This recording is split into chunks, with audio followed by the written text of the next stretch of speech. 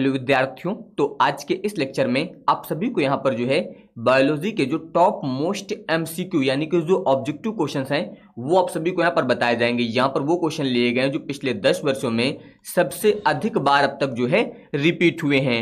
और यहाँ पर मेरी कोशिश ये रहेगी कि आपको सबसे कम समय में जो है सबसे ज्यादा क्वेश्चंस बताए जाएं। तो आज के इस लेक्चर में मैं यहाँ पर आपको चैप्टर नंबर 1 से लेकर 5 तक के जितने भी इंपॉर्टेंट एमसीक्यू हैं ये सारे वन शॉट में यहाँ पर सॉल्व कराऊंगा। और यहाँ पर आपका टाइम भी बिल्कुल वेस्ट नहीं होगा, इस तरीके से आपको बताया जाएगा। बस आपको ध्यान से एक एक क्वेश्चन को देखते जाना है, आपके सारे पॉइंट जो है यहाँ पर क्लियर हो जाएंगे। तो सबसे पहले ध्यान दीजिए, यहाँ पर हम लोग बात करेंगे पुष्पी पादपों में लैंगिक जनन, जो आपका पहला चैप्टर है। यहाँ पर इसके जितने भी इंपॉर्टेंट ऑब्जेक्टिव क्वेश्चन थे तो यहाँ पर ध्यान दीजिए। इसमें क्वेश्चन यहाँ पर है कि द्विनिषेचन की क्रिया होती है अथवा दोहरा निषेचन होता है। अब आपको पता है कि दोहरा निषेचन होता है क्या, जिसमें मैंने आपको बताया था कि जो आपके पुष्पी पौधे होते हैं उसमें जो पराग नलिका होती है उसमें हमेशा जो है दो नर युग्मकों का निर्माण होता है। उसमें जो है हमेशा दो नर युग्मकों का निर्माण होता है, जिसमें से एक नर युग्मक जो होता है ये मादा के एक युग्मक से क्रिया करता है। जिसमें से एक नर युग्मक जो है वो मादा के एक युग्मक यानी कि मादा के एक युग्मक से क्रिया करके क्या बनाता है, ये बनाता है 2n जाइगोट यानी कि द्विगुणित जाइगोट बनाता है। और जो दूसरा नर युग्मक होता है ये मादा के केंद्रक युग्मक से क्रिया करके जो है यहाँ पर क्या बनाता है, ये आपका बनाता है 3n जाइगोट। इस क्रिया में जो है आपका यहाँ पर भ्रूण पोष बनता है इस क्रिया के बाद। और यहाँ पर ध्यान दीजिए, इसमें दो नर युग्मक, यहाँ पर जो है इस क्रिया में दो नर युग्मक भाग लेते हैं, इसलिए इसे बोला जाता है यहाँ पर दोहरा निषेचन या फिर द्विनिषेचन। अगर इसकी खोज की बात करें तो द्विनिषेचन की जो खोज की गई थी वो नावाश्विन द्वारा जो है की गई थी। तो ये भी आप लोग याद रखिएगा, ये भी आपसे पूछा सकता है कि द्विनिषेचन की खोज किसने की थी। तो ये खोज जो है किसने की थी, नावाश्विन द्वारा की गई थी। तो यहां पर क्वेश्चन है इसमें कि दोहरा निषेचन की क्रिया होती है शैवाल में, कवक में, या फिर आवृत बीजी पादपों में, या फिर अनावृत बीजी पादपों में। तो याद रखिएगा कि द्विनिषेचन की जो क्रिया होती है ये आवृत बीजी पादपों में होती है। तो ये आप लोग यहाँ पर याद रखेंगे कि ये क्रिया जो होती है वो आवृत बीजी पादपों में होती है। इसके बाद आ जाइए, अगला है कि घास परिवार में बीज पत्र को कहा जाता है। जो घास परिवार है इसमें बीज पत्र को क्या कहा जाता है, तो याद रखिएगा कि बीज पत्र को जो है यहाँ पर प्रशल्क बोला जाता है। क्या बोला जाता है, प्रशल्क। ये आप लोग याद रखिएगा कि घास परिवार में बीज पत्र को जो है क्या बोला जाता है, प्रशल्क बोला जाता है। इसके बाद आ जाइए अगला क्वेश्चन। देखिए यहाँ पर टाइम बिल्कुल भी वेस्ट नहीं करना है, इसलिए मैं जितना जल्दी हो सकेगा यहाँ पर सारे क्वेश्चन आपको रिवाइज करवा दूंगा। तो यहाँ पर देखिए क्या बोला गया कि भारतीय भ्रूण विज्ञान का पिता कहते हैं। तो भारतीय भ्रूण विज्ञान का जो पिता है वो प्रोफेसर पी माहेश्वरी, या फिर आप बोल सकते हैं प्रोफेसर पंचानन माहेश्वरी को बोला जाता है। किसे बोलते हैं, प्रोफेसर पंचानन माहेश्वरी को जो है भ्रूण विज्ञान का पिता कहते हैं। इसके बाद आ जाइए अगला क्वेश्चन। अगला क्वेश्चन यहाँ पर है कि भ्रूण कोश की कोशिकाएं होती हैं, या फिर यही क्वेश्चन अगले तरीके से आ सकता है कि आवृत बीजी पौधे का जो है भ्रूण कोश होता है। तो आवृत बीजी पौधे का जो भ्रूण कोश होता है वो आपका त्रिगुणित होता है। कैसा होता है, त्रिगुणित होता है। तो ये आपको पता होना चाहिए। तो यहाँ पर आप ध्यान दीजिए, विकल्प नंबर सी में आपको दिया गया है त्रिगुणित। तो ये आपका यहाँ पर सही होगा, यानी कि भ्रूण कोश की जो कोशिकाएं होती हैं वो किस प्रकार से होती हैं, वो त्रिगुणित होती हैं। इसके बाद देखिए अगला क्वेश्चन। अगला यहाँ पर क्या है, निम्नलिखित में से कूट फल है। अब ध्यान दीजिए, यहाँ पर बात हुई है कूट फल, जिसे असत्य फल भी बोला जाता है। ये आप लोग याद रखिएगा, यहाँ पर फॉल्स फ्रूट क्या होते हैं यानी कि कूट फल क्या होते हैं। अगर मैं बात करूं कूट फल की, तो कूट फल क्या है, बता सकते हैं कि वह फल जिसका विकास जो होता है वो अंडाशय से ना होकर पुष्प के अन्य भागों से होता है। ये आप लोग याद रखिएगा कि यहाँ पर जो है जिसका विकास जो होता है वो अंडाशय से ना होकर पुष्प के अन्य अंगों से या फिर अन्य भागों से होता है। जैसे कि आप बोल सकते हैं यहाँ पर थैलेमस से होता है, तो वो आपके कहलाते हैं कूट फल यानी कि असत्य फल। इन्हें आभासी फल भी बोला जाता है, जैसे कि आपका सेब हो गया, नाशपाती हो गया, ये सभी जो होते हैं आपके असत्य फल यानी कि कूट फल कहलाते हैं, क्योंकि यहाँ पर इनका जो विकास होता है वो अंडाशय से ना होकर जो है पुष्प के अन्य अंगों से होता है। तो यहाँ पर आपका जो दिया गया सेब, ये आपका जो है कूट फल होता है। सेब आपका जो है ये कूट फल होता है। इसके बाद आ जाइए अगला क्वेश्चन, निम्नलिखित में से कौन सा एक आभासी फल नहीं है। देखिए अभी मैंने बताया था आपको असत्य फल यानी कि कूट फल, वही होते हैं आपके आभासी फल। तो इसमें कह रहा है कौन सा आभासी फल नहीं है, तो अभी मैंने बताया कि सेब जो है आपका ये असत्य फल जो है यहाँ पर होता है। इसके अलावा स्ट्रॉबेरी भी होता है, अखरोट भी आपका असत्य फल होता है, लेकिन आम जो है आपका यहाँ पर ये आभासी फल नहीं होता है। तो ये याद रखिएगा कि आम जो है यहाँ पर ये आभासी फल नहीं होता है। इसके बाद देखिए अगला यहाँ पर है कि बहुभ्रूणता खोजी गई। तो बहुभ्रूणता की जो खोज है वो ल्यूवेन हॉक द्वारा की गई थी। किसके द्वारा की गई थी, यहाँ पर इसकी खोज जो है वो ल्यूवेन हॉक द्वारा यहाँ पर जो है की गई थी। ये आप लोग याद रखिएगा, बहुभ्रूणता की खोज।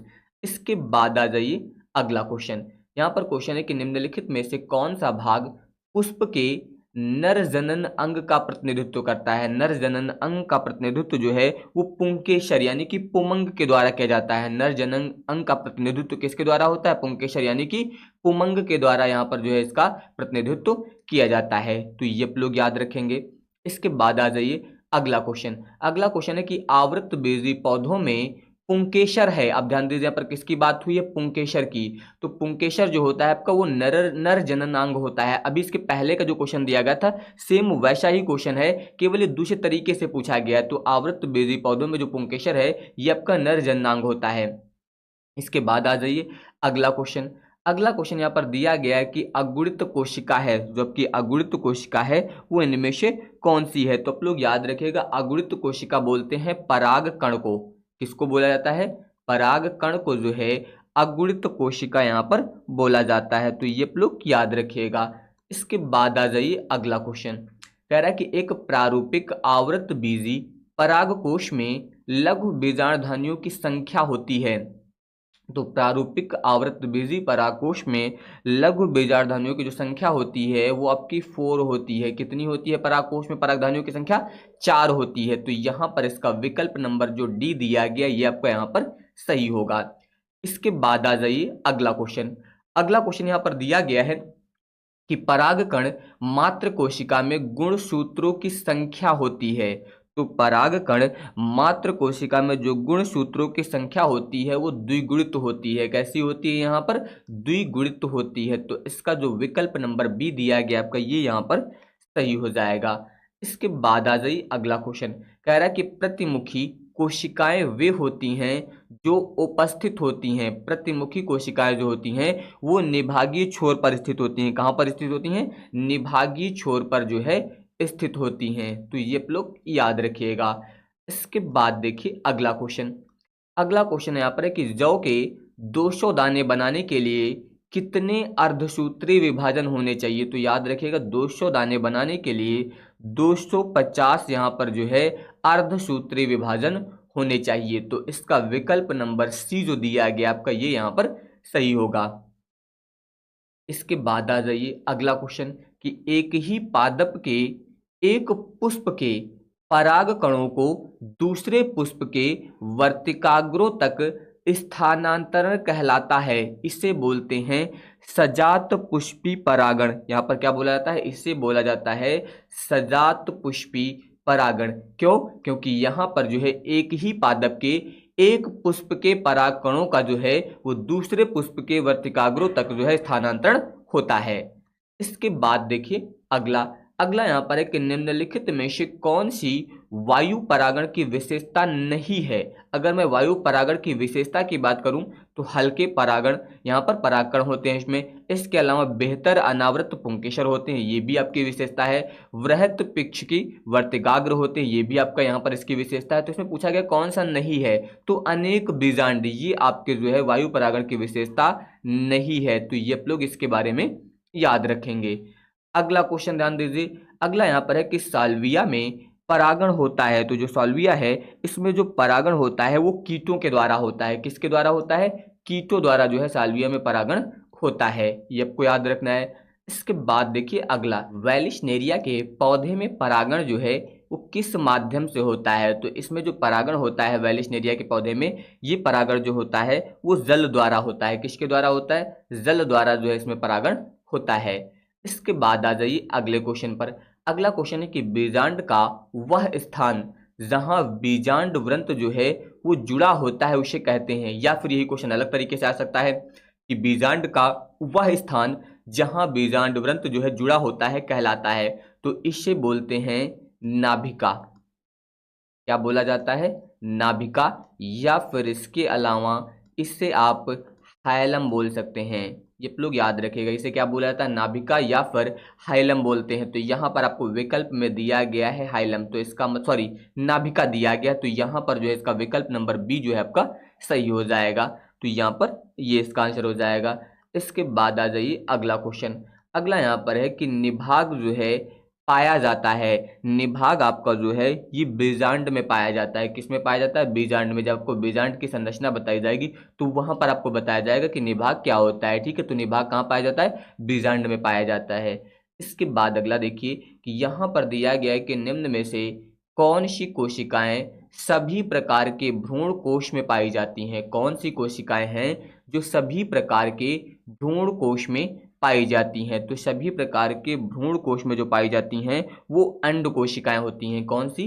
अंड कोशिका जो है आपके ये सभी प्रकार के भ्रूण कोश में पाई जाती हैं। और ध्यान रखिएगा, अगर आपको यहाँ पर वीडियो की स्पीड फास्ट लग रही है, यानी कि ऐसा लग रहा है कि मैं बहुत तेज बोल रहा हूँ, तो आप लोग यहाँ पर वीडियो की स्पीड कम करके भी वीडियो को देख सकते हैं। ठीक है, आप अपनी सुविधा के अनुसार वीडियो की स्पीड बढ़ा करके कम करके भी वीडियो को देख सकते हैं। इसके बाद देखिए अगला क्वेश्चन। अगला क्वेश्चन यहाँ पर है कि पॉलीगोनम प्रकार का भ्रूण कोश है।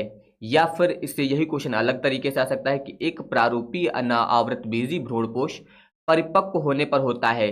परिपक्व होने पर ये जो है आपका 8 केंद्र की और इसके अलावा 7 कोश की होता है।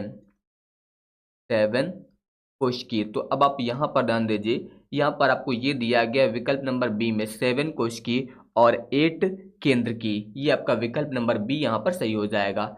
इसके बाद अगला क्वेश्चन यहाँ पर दिया गया है कि 200 लघु बीजाणुओं के निर्माण के प्रकार्यात्मक लघु बीजाणु मात्र कोशिका में कितने अर्धसूत्री विभाजन होंगे? इसमें जो है लगभग 50 अर्धसूत्री विभाजन होते हैं। कितने अर्धसूत्री विभाजन होते हैं? 50 अर्धसूत्री विभाजन जो है यहाँ पर होते हैं। इसके बाद आ जाइए अगला क्वेश्चन। इनमें से कौन जो है वो पराग कण में पाए जाते हैं? 2 नर युग्मक, 2 वर्धी कोशिकाएं तथा एक जनन कोशा, एक जनन कोशा व एक नलिका कोशा, ये जो है आपके पराग कण में पाए जाते हैं। यानी कि एक जनन कोशा व एक नलिका कोशा, ये जो है आपके यहाँ पर पराग कण में पाए जाते हैं। इसके बाद आ जाइए अगला क्वेश्चन। अगला यहाँ पर है कि अंड समुच्चय के निर्माण में कौन सहायक है? अंड समुच्चय के निर्माण में जो है कौन सहायक है? तो इसके निर्माण में जो है अंड व सहायक कोशिकाएं जो है यहाँ पर सहायक होती हैं। अंड व फिर सहायक कोशिकाएं जो है वो अंड समुच्चय के निर्माण में जो है सहायक हैं। तो ये आप लोग यहाँ पर इसके बारे में जो है बता सकते हैं इस तरीके से। अब इसके बाद देखिए यहाँ पर अगला, अब यहाँ पर आप लोग चैप्टर नंबर 2 यानी कि मानव जनन, इसके जितने भी इंपॉर्टेंट ऑब्जेक्टिव क्वेश्चन है वो पढ़ेंगे। तो अब ध्यान दीजिए, यहाँ पर क्वेश्चन दिया गया कि स्त्री में अंतरोपण के समय भ्रूण किस अवस्था में होता है? तो याद रखिएगा, अंतरोपण के समय स्त्री में जो भ्रूण होता है वो ब्लास्टुला अवस्था में होता है। किस अवस्था में होता है? ब्लास्टुला अवस्था में होता है। यानी कि इसका विकल्प नंबर बी जो है आपका ये सही हो जाएगा। इसके बाद अगला देखिए, अगला क्वेश्चन यहाँ पर कि भ्रूण का रोपण कहाँ होता है? तो भ्रूण का जो रोपण होता है वो हमेशा गर्भाशय के आंतरिक स्तर में होता है। कहाँ पर होता है? गर्भाशय के आंतरिक स्तर में। तो इसका मतलब यहाँ पर इसका विकल्प नंबर ए जो है आपका सही हो जाएगा। इसके बाद देखिए अगला क्वेश्चन। अगला यहाँ पर है कि निम्न में से कौन सी रचना जो है वो भ्रूणीय बाह्य जनन स्तर से विकसित होती है? तो भ्रूणीय बाह्य जनन स्तर से यहाँ पर कौन सी रचना जो है वो विकसित होती है? तो यहाँ पर इसके द्वारा जो है हमेशा मस्तिष्क का विकास होता है। ये आप लोग याद रखिएगा कि मस्तिष्क का विकास जो होता है वो भ्रूणीय बाह्य जनन स्तर से होता है। तो यहाँ पर जो है इसका विकल्प नंबर सी जो दिया गया मस्तिष्क, ये आपका यहाँ पर सही हो जाएगा। इसके बाद देखिए अगला क्वेश्चन कि निम्नलिखित में से किसका उद्भव जो है वो भ्रूणीय मेसोडर्म से होता है? तो भ्रूणीय मेसोडर्म से यहाँ पर जो है वो रुधिर का उद्भव होता है। किसका उद्भव होता है? रुधिर का। ये आप लोग याद रखिएगा कि भ्रूणीय मेसोडर्म से जो है रुधिर का यहाँ पर जो है उद्भव होता है। इसके बाद देखिए अगला क्वेश्चन यहाँ पर है कि ब्लास्टुला अवस्था में भ्रूण को सर्वप्रथम गर्भाशय से जोड़ने का कार्य जो है निम्न में से कौन सी झिल्ली करती है? तो यहाँ पर ब्लास्टुला अवस्था में भ्रूण को जो है सबसे पहले गर्भाशय से जोड़ने का कार्य जो है वो कोरियान यानी कि अपरा करती है। कौन करता है यहाँ पर? कोरियान, जिसे आप अपरा बोलते हैं, इसके द्वारा जो है किया जाता है। इसके बाद देखिए अगला यहाँ पर है कि वृषण की अंतराली कोशिकाएं जिसे लीडिंग, यहाँ पर ध्यान दीजिएगा, यहाँ पर ये बिंदी नहीं होगी यानी कि लीडिंग होता है, ठीक है। लीडिंग कोशिकाओं से स्रावित हार्मोन है, तो ये हार्मोन होता है आपका टेस्टोस्टेरोन। क्या होता है आपका? टेस्टोस्टेरोन। ये जो है आपका लीडिंग कोशिकाओं यानी कि अंतराली कोशिकाओं से स्रावित होता है। इसके बाद अगला क्वेश्चन यहाँ पर है कि एंड्रोजन स्रावित होता है, या फिर यही क्वेश्चन आ सकता है कि टेस्टोस्टेरोन हार्मोन का श्रावण जो है वो होता है। अभी मैंने बताया था इसका श्रावण किससे होता है? इसका श्रावण जो होता है आपका वो वृषण की जो लीडिंग कोशिकाएं होती हैं उनके द्वारा होता है। तो वृषण की लीडिंग कोशिकाओं से, यानी कि इसका विकल्प नंबर ए जो है यहाँ पर ये सही हो जाएगा। इसके बाद आ जाइए अगला क्वेश्चन, निम्न में से कौन जो है वो नर सहायक ग्रंथि नहीं है? इसमें से नर सहायक ग्रंथि नहीं है तो अगर मैं बात करूं यहाँ पर शुक्रकाय, तो ये होती है सहायक ग्रंथि। प्रोस्टेट भी होती है आपकी, लेकिन तुम्बिका जो है आपकी ये नर सहायक ग्रंथि नहीं होती है। तो ये आपको इसके बारे में याद रखना है। इसके बाद आ जाइए अगला क्वेश्चन कि स्त्रियों में आवर्त चक्र जो होता है ये सामान्यता होता है, ये सामान्यता जो है 28 से 29 दिनों का होता है। आवर्त चक्र जो होता है कितने दिनों का? 28 से 29 दिनों का यहाँ पर होता है, तो ये आपको याद रखना है इसके बारे में। इसके बाद आ जाइए अगले क्वेश्चन पे। यहाँ पर क्वेश्चन है कि ग्राफियन पुटिका पाई जाती है, तो जो ग्राफियन पुटिका होती है ये हमेशा स्तनियों के अंडाशय में पाई जाती है। कहाँ पर पाई जाती है? स्तनियों के अंडाशय में पाई जाती है, यानी कि इसका पहला विकल्प यहाँ पर जो है सही होगा। इसके बाद देखिए अगला क्वेश्चन, स्त्रियों में अंडोत्सर्ग नियंत्रित होता है, तो याद रखिएगा कि स्त्रियों में जो अंडोत्सर्ग होता है ये आपका जो है यहाँ पर FSH और इसके अलावा LH हार्मोन्स के द्वारा जो है यहाँ पर नियंत्रित होता है। LH जिसे यहाँ पर ल्यूटिनाइजिंग हार्मोन भी बोला जाता है। LH हार्मोन को क्या बोला जाता है? ल्यूटिनाइजिंग हार्मोन भी इसे बोला जाता है। तो इसी के द्वारा जो है यहाँ पर अंडोत्सर्ग नियंत्रित होता है, तो ये आप लोग याद रखिएगा। अगला देखिए, अगला है कि निम्न में से कौन सा हार्मोन जो है वो मानव अपरा द्वारा स्रावित नहीं होता है? तो मानव अपरा द्वारा जो है आपका LH हार्मोन, जिससे बोलते हैं ल्यूटिनाइजिंग हार्मोन, ये आपका जो है अपरा द्वारा स्रावित नहीं होता है। ये आप लोग याद रखेंगे। इसके बाद देखिए अगला क्वेश्चन, अगला है कि गर्भकाल की किस अवस्था में शिशु की जो धड़कन है ये सुनाई देने लगती है? तो द्वितीय तिमाही में जो है यहाँ पर शिशु की धड़कन जो होती है वो सुनाई देने लगती है। यहाँ पर जो है महिला के उदर से जब आप सुनेंगे यहाँ पर तो आपको द्वितीय तिमाही में जो है शिशु की जो धड़कन होती है वो सुनाई देने लगती है। ये आप लोग याद रखिएगा। इसके बाद देखिए अगला क्वेश्चन, अगला यहाँ पर है कि प्रसव के समय गर्भाशय में संकुचन को कौन सा हार्मोन प्रेरित करता है? तो यहाँ पर जो है संकुचन को आपका ऑक्सीटोसिन जो हार्मोन होता है आपको यहाँ पर ये गर्भाशय में संकुचन की क्रिया को जो है तीव्र करता है, यानी कि उसको प्रेरित करता है। तो ये आप लोग याद रखेंगे। इसके बाद देखिए अगला क्वेश्चन, शुक्र जनन किन कोशिकाओं में होता है? शुक्र जनन जो होता है आपका वो किन कोशिकाओं में होता है? तो शुक्र जनन जो होता है आपका ये जननिक उपकला, इसमें होता है जननिक उपकला यहाँ पर की कोशिकाओं में जो है अर्धसूत्री विभाजन के द्वारा यहाँ पर ये होता है। तो ये आप लोग याद रखिएगा किन कोशिकाओं के द्वारा होता है? शुक्र जनन जो होता है ये अर्धसूत्री विभाजन के द्वारा जो है जननिक उपकला कोशिकाओं में होता है। इसके बाद देखिए अगला क्वेश्चन, अगला यहाँ पर है कि निम्न में से किसमें 23 गुणसूत्र होते हैं? तो 23 गुणसूत्र जो होते हैं आपके ये द्वितीयक ऊसाइट में होते हैं। किसमें होते हैं? द्वितीयक ऊसाइट में होते हैं आपके 23 गुणसूत्र। इसके अलावा अगर मैं बात करूं यहाँ पर मोरुला जो है ये परिवर्धन की अवस्था है, तो मोरुला जो है ये आपके युग्मनज व कोरक पुटी, याद रखिएगा यहाँ पर ये जो है आपके युग्मनज व कोरक पुटी के बीच की जो है अवस्था होती है आपकी मोरुला। तो ये याद रखिएगा कि मोरुला जो होती है आपके ये युग्मनज और इसके अलावा कोरक पुटी के बीच की अवस्था होती है। इसके बाद देखिए अगला चैप्टर जनन स्वास्थ्य। तो यहाँ पर ध्यान दीजिए, इसमें क्वेश्चन दिया गया कि नीचे दिए गए यौन संचेत रोगों में से उस रोग की पहचान कीजिए जो विशेष रूप से लैंगिक अंगों को ही प्रभावित नहीं करता है। आपका दिया गया सिफिलिस, एड्स, सुजाक, लैंगिक मच्छर। तो यहाँ पर याद रखिएगा एड्स, एड्स जो होता है आपका ये यहाँ पर जो है लैंगिक अंगों को ही प्रभावित नहीं करता है, क्योंकि यहाँ पर ये जो है एक विषाणु जनित यौन संचरित रोग होता है। ये लोग याद रखिएगा इसके बारे में, यहाँ पर जो है ये एक विषाणु जनित यौन संचरित रोग होता है। इसके बाद अगला देखिए सहायक जनन प्रौद्योगिकी की वह तकनीक जिसमें एक शुक्राणु को सीधे जो है अंडाणु में अंतःक्षेपित यानी कि इंजेक्ट कर दिया जाता है, उसे बोलते हैं यहाँ पर ICSI। क्या बोला जाता है? इसे बोला जाता है ICSI, या फिर अगर मैं यहाँ पर बात करूं तो इससे आप बोल सकते हैं अंतःकोशिकीय,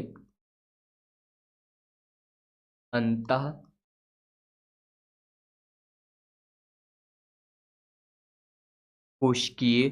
शुक्राणु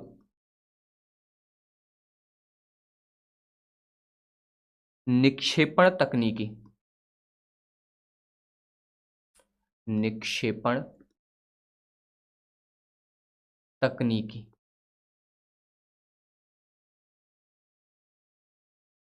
तो ये आप लोग याद रखिएगा कि यहाँ पर जो है ICSI से क्या बोल सकते हैं आप, अंतःकोशिकीय शुक्राणु निक्षेपण तकनीकी।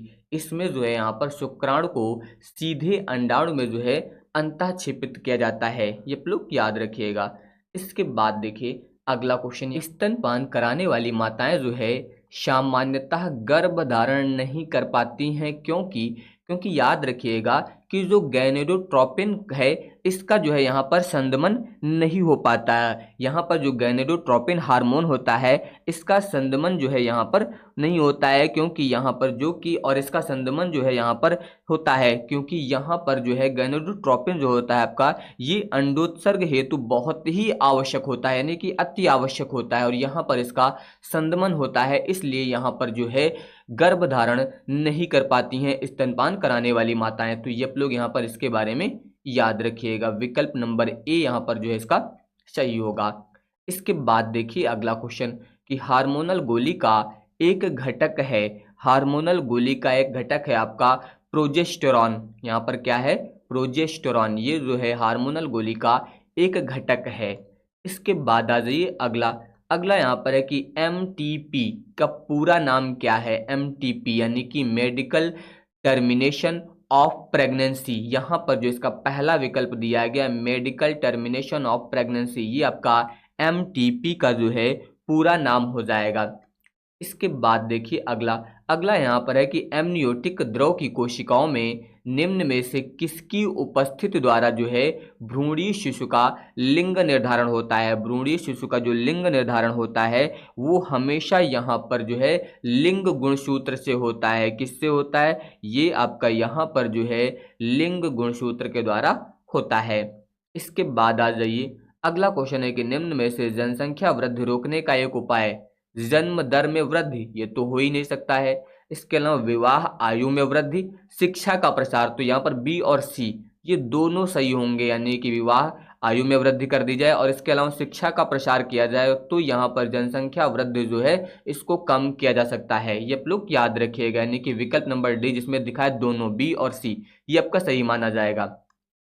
इसके बाद देखिए अगला यहाँ पर है कि गर्भ निरोधक की निम्न में से विधि है। गर्भ निरोधक की यहाँ पर इनमें से कौन सी विधि है? आवर्ती विधि, ये भी गर्भ निरोधक विधि होती है।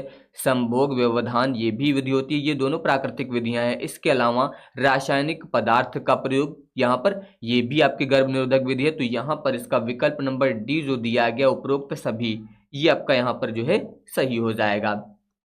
इसके बाद आ जाइए अगला चैप्टर यानी कि वंशागति और विविधता, इसके यहाँ पर जितने भी इंपॉर्टेंट ऑब्जेक्टिव क्वेश्चंस हैं, तो सबसे पहले ध्यान दीजिए, क्वेश्चन है कि जन्मजात उपापचयी त्रुटि है, तो जन्मजात उपापचयी त्रुटि जो होती है वो आपकी होती है फिनाइल कीटोन्यूरिया। याद रखिएगा, फिनाइल कीटोन्यूरिया, ये जो है आपकी जन्मजात उपापचयी त्रुटि होती है। इसके बाद देखिए अगला क्वेश्चन यहाँ पर है कि क्रोमोसोमी गुणसूत्रीय विकार का उदाहरण है, तो गुणसूत्रीय विकार का जो उदाहरण होता है आपका ये टर्नर सिंड्रोम, टर्नर सिंड्रोम जो होता है आपका ये गुणसूत्रीय विकार का उदाहरण होता है।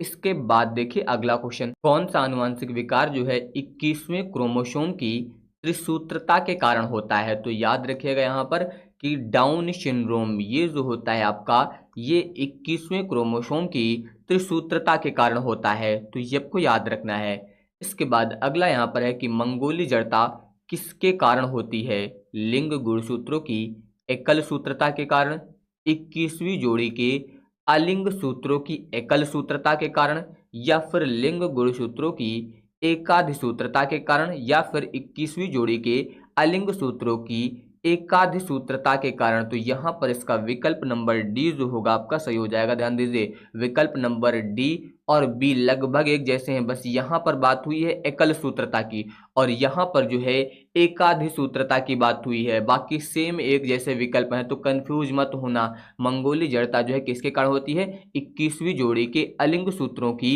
एकाधिसूत्रता के कारण होती है। अगला देखिए, आनुवंशिकी जीव विज्ञान की एक शाखा है जिसके अंतर्गत अध्ययन किया जाता है, तो आनुवंशिकी जीव विज्ञान के अंतर्गत जो है वो आनुवंशिकी एवं विविधता का अध्ययन किया जाता है। किसका अध्ययन किया जाता है, आनुवंशिकी एवं विविधता का अध्ययन जो है वो आनुवंशिकी जीव विज्ञान की शाखा के अंतर्गत किया जाता है। अगला क्वेश्चन है कि आनुवंशिकी का जनक किसे कहते हैं, तो आनुवंशिकी का जनक जो है वो ग्रेगर जान मेंडल को बोला जाता है। किसको बोला जाता है, ग्रेगर जान मेंडल को आनुवंशिकी का जनक यानी कि पिता कहते हैं। इसके बाद देखिए अगला क्वेश्चन है कि मानव में ABO रुधिर वर्गों के कितने जीनोटाइप संभव है, तो याद रखिएगा इसके टोटल 6 जीनोटाइप जो है वो संभव है। कितने, टोटल 6 जीनोटाइप यहाँ पर जो है संभव है।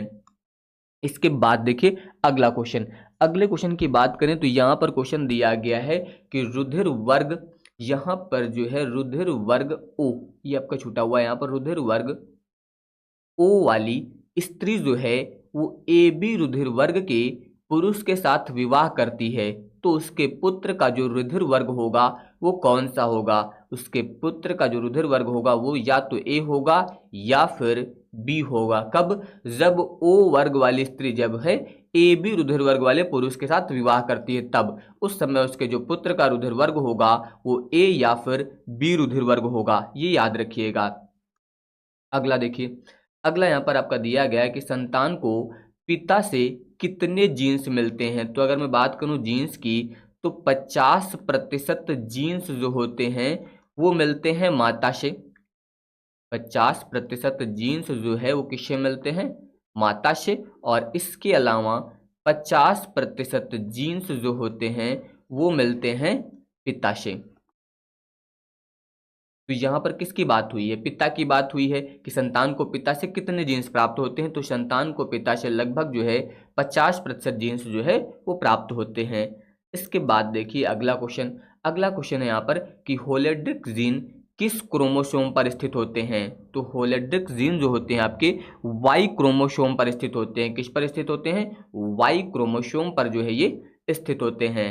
इसके बाद ध्यान दीजिए अगला क्वेश्चन कि मनुष्य में संतान का लिंग निर्धारण होता है, मनुष्य में संतान का जो लिंग निर्धारण होता है वो हमेशा पिता के लिंग गुणसूत्र से होता है। किससे होता है, पिता के लिंग गुणसूत्र से होता है, यानी कि इसका विकल्प नंबर डी जो है यहाँ पर सही माना जाएगा। इसके बाद देखिए अगला क्वेश्चन कि वंशागति की आनुवांशिक इकाई है, तो वंशागत जो होती है आपकी ये जीन की आनुवांशिक इकाई है। किसकी, जीन की आनुवांशिक इकाई है, ये लोग याद रखिएगा। इसके बाद आ जाइए अगला क्वेश्चन, अगला क्वेश्चन यहाँ पर है कि मेंडल के एक गुण प्रसंस्करण में कौन सी पीढ़ी हमेशा विषमय युग्मजी होती है? याद रखिएगा, यहाँ पर जो प्रथम संतानीय पीढ़ी होती है वो हमेशा जो है विषम युग्मजी होती है, प्रथम संतानीय पीढ़ी, यानी कि विकल्प नंबर ए इसका जो है यहाँ पर सही हो जाएगा। इसके बाद देखिए अगला यहाँ पर है कि निम्न में से कौन सा कथन प्रभाविता नियम के लिए सही है? कारक जोड़े में होते हैं, ये सही है आपका प्रभाविता नियम के लिए कि कारक जो है जोड़े में होते हैं। इसके अलावा लक्षणों का निर्धारण कारक नामक विविक्त इकाइयों द्वारा होता है, ये भी आपका यहाँ पर सही है प्रभाविता नियम के लिए। यदि कारक जोड़ों के दो सदस्य असमान हों तो इनमें से एक कारक जो है वो दूसरे कारक पर प्रभावी होता है, ये भी सही है। तो यहाँ पर इसका जो विकल्प नंबर डी दिया गया है ये सही होगा, यानी कि यहाँ पर जो है ये सभी कथन जो है प्रभाविता नियम के लिए सही है। इसके बाद देखिए अगला यहाँ पर है कि मेंडल के एक संकर संकरण में F2 पीढ़ी में लक्षण प्रारूप अनुपात जो है प्राप्त हुआ है। तो लक्षण पीढ़ी प्रारूप यहाँ पर अनुपात प्राप्त हुआ है किसमें? F2 पीढ़ी में। तो F2 पीढ़ी में अनुपात जो होता है वो आपका होता है 3:1, यानी कि 3:1 होता है। इसके बाद देखिए अगला यहाँ पर है कि यदि एक विषम युग्मजी लंबे पादप का एक सम युग्मजी यानी कि बौने पादप के साथ क्रॉस कराया जाए, किसके साथ? एक विषम युग्मजी लंबे पादप का जो है एक सम युग्मजी बौने पादप के साथ क्रॉस कराया जाएगा, तो बौने पादपों का जो प्रतिशत होगा वो कितना होगा? तो यहाँ पर जो बौने पादपों का प्रतिशत होगा वो लगभग 50% होगा, ये आप लोग याद रखिएगा 50%, यानी कि इसका विकल्प नंबर ए जो है यहाँ पर ये सही हो जाएगा।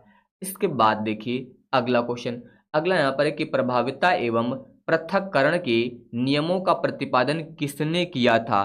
तो प्रभाविता एवं पृथक्करण के नियमों का प्रतिपादन जो है वो मेंडल द्वारा किया गया था। किसके द्वारा किया गया था? मेंडल के द्वारा जो है यहाँ पर किया गया था। अगला यहाँ पर है कि मेंडल के द्विसंकर संकरण का फिनोटाइपिक अनुपात होता है। तो फिनोटाइपिक अनुपात जो होता है वो होता है आपका 9:3:3:1, ये आपका होता है यहाँ पर द्विसंकरण संकर का फिनोटाइप अनुपात यानी कि रेशियो। इसके बाद अगला देखिए, अगला यहाँ पर है कि द्विसंकर टेस्ट क्रॉस का अनुपात होता है। तो इसका जो अनुपात होता है वो 1:1 होता है, यानी कि यहाँ पर 1:1:1 होता है आपका, ये याद रखिएगा। इसके अलावा अगर मैं बात करूं गुलाबी पुष्प वाले गुलाबांश में स्वनिषेचन से प्राप्त प्रारूपीय अनुपात कितना होता है? तो प्रारूपीय अनुपात जो होता है 1:2:1 होता है। इसका कितना होता है? 1:2:1 होता है, ये आपको याद रखना है। अब इसके बाद देखिए अगला चैप्टर यानी कि चैप्टर नंबर 5 वंशागति का आणविक आधार। अब आप लोग इस चैप्टर के जो है ऑब्जेक्टिव क्वेश्चंस पढ़ेंगे। तो यहाँ पर क्वेश्चन है कि mRNA की सहायता से प्रोटीन संश्लेषण की प्रक्रिया कहलाती है। तो याद रखिएगा mRNA की सहायता से प्रोटीन संश्लेषण की जो प्रक्रिया होती है इसे अनुवादीकरण बोलते हैं, इसे बोला जाता है अनुवादीकरण। तो यहाँ पर इसका जो पहला विकल्प होगा ये आपका सही हो जाएगा। इसके बाद देखिए अगला क्वेश्चन है कि हरगोविंद खुराना जाने जाते हैं प्रोटीन संश्लेषण के लिए, आरएनए की खोज के लिए, डीएनए की खोज के लिए या फिर डीएनए लाइगेज एंजाइम की खोज के लिए। तो हरगोविंद खुराना को जो है प्रोटीन संश्लेषण के लिए जाना जाता है। किसके लिए जाना जाता है? प्रोटीन संश्लेषण के लिए। इसके बाद अगला क्वेश्चन यहाँ पर है कि प्रोकैरियोटिक कोशिका में जीन नियमन तथा संगठन के लिए ओपेरॉन मॉडल जो है प्रस्तावित किया था। तो ओपेरॉन मॉडल जो है ये जैकोब एवं मोनोड ने जो है प्रस्तावित किया था। किसने प्रस्तावित किया था? जैकोब एवं मोनोड ने जो है यहाँ पर जीन नियमन और इसके अलावा संगठन के लिए ओपेरॉन मॉडल जो है वो प्रस्तावित किया था। इसके बाद अगर मैं बात करूं तो एक डीएनए रज्जुक में न्यूक्लियोटाइड आपस में जो है किस बंध से जुड़े होते हैं? यहाँ पर दिया गया आपको ग्लाइकोसिडिक बंध, इसके अलावा फास्फोडाइएस्टर बंध। तो यहाँ पर याद रखिएगा जो इसका विकल्प नंबर 2 दिया गया है फास्फोडाइएस्टर बंध, यहाँ पर ये सही होगा। इस बंध के द्वारा जो है डीएनए रज्जु में न्यूक्लियोटाइड आपस में जो है वो बंधे होते हैं यानी कि जुड़े होते हैं। इसके बाद अगला क्वेश्चन है कि फास्फोडाइएस्टर बंध उपस्थित होता है। तो ये बंध जो है आपका उपस्थित होता है CAMP में उपस्थित होता है। किस में उपस्थित होता है? CAMP में यहाँ पर जो है उपस्थित होता है।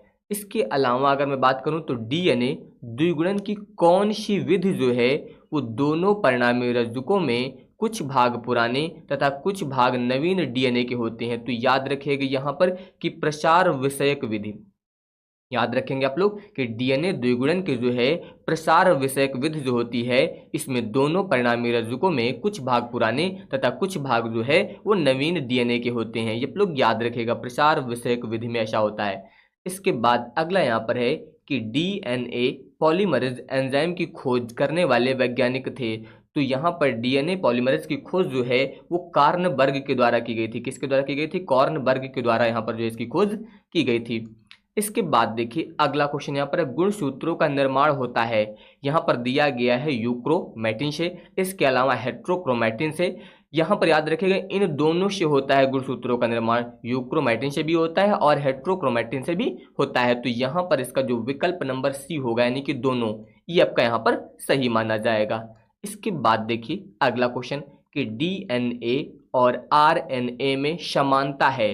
तो यहाँ पर लिखा है दोनों न्यूक्लियोटाइड की पॉलीमर श्रृंखलाएं हैं, दोनों में एक शर्करा पाई जाती है, दोनों एक समान पिरिमिडीन से युक्त होते हैं और दोनों एकल पॉलीन्यूक्लियोटाइड श्रृंखलाओं के रूप में होते हैं। तो यहाँ पर जो इसका पहला विकल्प दिया गया है, दोनों न्यूक्लियोटाइड्स की पॉलीमर श्रृंखलाएं हैं। कौन कौन सी? डीएनए और इसके अलावा आरएनए। इसके बाद अगला क्वेश्चन है कि आरएनए अणु में जो थाइमीन है इसका विस्थापन होता है, यानी कि आरएनए में थाइमीन की जगह पर आपका क्या होता है? यूरेसिल होता है। यहाँ पर जो है आरएनए में आपका थाइमीन का विस्थापन किससे हो जाता है? यूरेसिल से। बाकी आपका यहाँ पर एडेनिन होता है, साइटोसिन होता है, ग्वानिन होता है। यहाँ पर जो आपका थाइमीन होता है इसका यूरेसिल से विस्थापन हो जाता है। थाइमीन आपका किस में होता है? ये आपका डीएनए में होता है, ये आपका डीएनए में उपस्थित होता है। तो यहाँ पर बात हुई संदेशवाहक आरएनए का निर्माण जो है होता है। तो संदेशवाहक आरएनए का निर्माण जो होता है वो केंद्रक में होता है। कहाँ पर होता है? केंद्रक में होता है संदेशवाहक आरएनए का निर्माण। इसके बाद अगला क्वेश्चन है कि निम्न में समारंभन कोडान है या फिर प्रोटीन संश्लेषण के प्रारंभन हेतु प्रारंभिक प्रकूट है। तो प्रारंभिक प्रकूट की बात करें तो ये आपका यहाँ पर होता है AUG। याद रखिएगा एडेनिन यूरेसिल ग्वानिन की बात हो रही है, AUG। ठीक है। इसके बाद अगला यहाँ पर दिया गया आपका AUG के लिए निम्नलिखित में से कौन सा कथन सही है? AUG का मतलब मैंने बता दिया, एडेनिन यूरेसिल और ग्वानिन की बात हो रही है। तो यह जो है मिथियोनिन का कोड करता है, बिल्कुल सही है। यह आरंभन कोडान है, ये भी बिल्कुल सही है, तो भी आपको पहले विकल्प में मिला था। और यह जो है प्रकैरियोटिक व यूकैरियोटिक दोनों में ही मिथियोनिन कोडोड को कोड करता है, तो ये बिल्कुल सही है यहाँ पर ये भी, यानी कि यहाँ पर जो है इसका विकल्प नंबर डी उपरोक्त सभी, ये यहाँ पर जो है इसका विकल्प सही हो जाएगा। तो इस प्रकार से आप यहाँ पर बता सकते हैं। तो यहाँ पर जो है 80 से 85 क्वेश्चन लगभग जो है आपको 40 मिनट के अंदर अंदर बता दिए गए, इसलिए मैंने आपको बताया कि यहाँ पर मैं सबसे कम समय में आपको ज़्यादा से ज़्यादा क्वेश्चंस प्रोवाइड करूंगा। जिस क्वेश्चन में आपको ज़्यादा समझाने की जरूरत होगी वहाँ पर आपको उसको अच्छे से समझाया जाएगा, और जो चीज़ें आपको याद करनी है उन पर आपको फोकस करना है, तो वहाँ पर मैं आपको इंपॉर्टेंट चीज़ें प्रोवाइड करूंगा, उनको आप लोग लर्न करते जाइए। ठीक है, तो अब इसके आगे के जो चैप्टर हैं वो मैं नेक्स्ट पार्ट में आप सभी को सॉल्व करवाऊंगा। धन्यवाद।